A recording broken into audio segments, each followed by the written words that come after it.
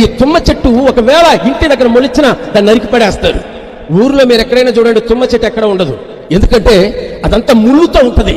ముళ్ళు నింపబడిన ఆ చెట్టుని ఎవరో పెట్టుకుంటూ అసహ్యపడతారు. అందుకే దాని యొక్క జీవితం అంతా ఎక్కడో ఊరు బయట అడవుల్లోనో ఎడారుల్లోనో అది జీవిస్తూ ఉంటుంది. నాకు ఆశ్చర్యం కల్పించిన కార్యం ఏంటో తెలుసా? అందరి ద్వారా అసహ్యపరచబడి, అందరి చేత తుణీకరించబడి, అందరి చేత నీచంగా ఎంచబడిన తుమ్మ చెట్టునే దేవుడు అద్భుతంగా వాడుకున్నాడు. హల్లెలూయా, హల్లెలూయా. అటువంటి హేళనగా, పరిహాసంగా, అసహ్యపరచబడిన తుమ్మ చెట్టునే దేవుడు తన నివసించే మందసుకు పెట్టిని చెయ్యమన్నాడు. ఆమేన్, హల్లెలూయా.